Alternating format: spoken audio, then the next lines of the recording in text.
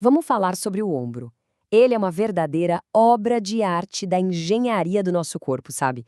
Tem uma mobilidade incrível, mas ao mesmo tempo é super delicado. Nessa análise, a gente vai mergulhar na anatomia por trás dessa história, focando nos músculos que dão tanto a força quanto a fragilidade para ele. Vamos lá. E a grande pergunta que guia a nossa conversa é essa: como é que pode, né? A articulação que mais se move no nosso corpo é também uma das que mais dá problema, uma das mais propensas a lesões. É um paradoxo e tanto. E é isso que a gente vai explorar agora. Para a gente entender isso direitinho, nosso caminho vai ser o seguinte. Primeiro, o tal do paradoxo do ombro. Depois, a gente constrói a base, olhando o esqueleto, os músculos que seguram tudo no lugar e os que fazem o movimento. E no final, a gente conecta tudo isso com a prática do dia a dia. Então, nossa primeira parada é exatamente essa, o paradoxo do ombro. Pensa nisso como uma balança. De um lado, a gente tem uma liberdade de movimento absurda, do outro, a gente precisa de estabilidade. E o grande desafio da engenharia do nosso corpo é equilibrar essas duas coisas.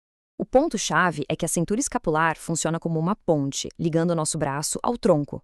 É por causa dela que a gente consegue mexer o braço para tudo que é lado. Só que essa liberdade toda tem um preço. É uma faca de dois gumes. Justamente por ser tão móvel, ela fica super vulnerável a lesões, seja por um tombo ou só pelo desgaste. Por isso é tão importante entender como tudo isso funciona. Ok, então para entender a musculatura, a gente tem que começar pela base, pela fundação de tudo. Vamos dar uma olhada no esqueleto, no andaime ósseo que sustenta essa estrutura toda. E a primeira peça desse andaime é a clavícula. O nome já é genial, vem do latim e significa pequena chave. E faz todo sentido. Olha que interessante. Quando a gente levanta o braço de lado, a clavícula não fica lá parada, não. Ela gira no próprio eixo, igualzinho a uma chave na fechadura. Sem esse pequeno giro, a gente simplesmente não conseguiria levantar o braço até lá em cima. É um detalhe que faz toda a diferença. E essa imagem aqui mostra bem a teoria e a prática juntas. De um lado, o desenho anatômico, e do outro, como a gente consegue sentir esse osso no nosso corpo. Dá para perceber como ele é superficial, né? Fácil de apalpar. E pensa só na responsabilidade. É o único osso que faz a conexão direta entre o braço e o resto do esqueleto. Toda a força que a gente faz com o braço passa por essa pequena chave. Beleza, andaime ósseo montado. Agora a gente precisa colocar a equipe de suporte. São os músculos que vão deixar tudo no lugar, principalmente a escápula, que precisa ser uma base firme e estável para o braço poder se mover com liberdade. Vamos começar de fora para dentro. O primeiro músculo que a gente vê, o mais superficial, é esse grandão aí, o trapézio. Sabe aquele movimento de, não sei, de encolher os ombros? Ou quando alguém fala, abre o peito e você joga os ombros para trás? Então, é o trapézio que está trabalhando aí, elevando e juntando as escápulas. Agora vamos um pouco mais fundo. Imagina que a gente tirou o trapézio. O que a gente encontra por baixo? Os romboides. Eles são parceiros do trapézio, ajudando a puxar as escápulas para perto da coluna e também a girar elas para baixo. Então, para resumir essa turma da estabilização, é como se fosse um cabo de guerra, sabe? O trapézio e os romboides estão atrás, puxando a escápula para trás. Já na frente, a gente tem o serrátil anterior e o peitoral menor, fazendo o movimento contrário. Eles empurram para frente, no movimento chamado protração. É esse equilíbrio que mantém a escápula grudadinha nas costelas quando a gente empurra alguma coisa.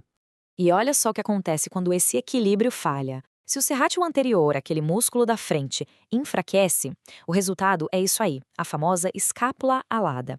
A escápula simplesmente descola das costas, fica parecendo uma asa mesmo. É um sinal clínico super claro que já diz pra gente, opa, o problema tá aqui. Muito bem. Já vimos quem segura tudo no lugar. Agora vamos falar de quem faz a força, quem realmente move o braço, os grandes motores e rotadores do movimento.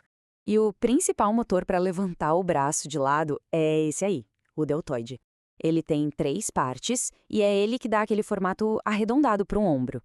Não é à toa que quando ele atrofia por algum problema, o ombro perde essa curva e fica com um aspecto quadrado. É um sinal clássico de que algo não vai bem ali. Ok, mas por baixo do deltoide tem um grupo de músculos que é, nossa, fundamental e que muita gente conhece de nome, principalmente por causa de lesões, o manguito rotador. Mas atenção, não é um músculo só, tá? É um time de 4 músculos trabalhando em perfeita sincronia. E essa tabela resume perfeitamente o trabalho de cada um. Olha só, o supraespinhal dá o start para o braço levantar. O infraespinhal e o redondo menor são os responsáveis por girar o braço para fora, e o subescapular faz o contrário, gira para dentro. Mas o segredo aqui é a harmonia do grupo. Eles trabalham juntos para manter a cabeça do húmero bem encaixadinha no lugar. E é tão importante cada um funcionar bem que existem testes clínicos específicos para avaliar cada um deles. Agora, se liga nesse número. Mais de 50%. 50% do que, exatamente?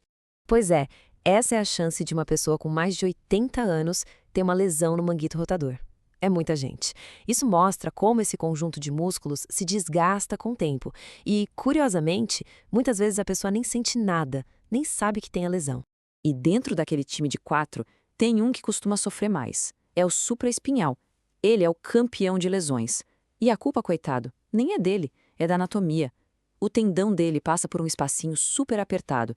Por causa disso, ele fica muito mais sujeito a ser esmagado, a sofrer impacto e a se desgastar com o tempo. Bom, depois de toda essa teoria, como é que a gente aplica isso no mundo real, na prática clínica? Como é que um profissional usa todo esse conhecimento? Um dos jeitos é através da palpação, o exame com as mãos. E isso não é chute, não, é pura ciência e tem protocolo. Primeiro, o mais importante, é preciso ter todo esse conhecimento de anatomia na cabeça. Depois, a gente usa os ossos como referência, como se fosse um mapa. Para achar um músculo, primeiro a gente acha um osso de referência. E a regra de ouro, sempre comparar um lado com o outro. E para a gente fechar, fica aqui uma pergunta que amarra tudo que a gente conversou. Depois de ver toda essa dança de músculos e ossos, por que será que um problema lá na escápula, um músculo que não está trabalhando direito, pode acabar gerando uma dor lá no braço? Fica a reflexão. A resposta está em como tudo isso está conectado. Uma passa fora do lugar, compromete o sistema inteiro.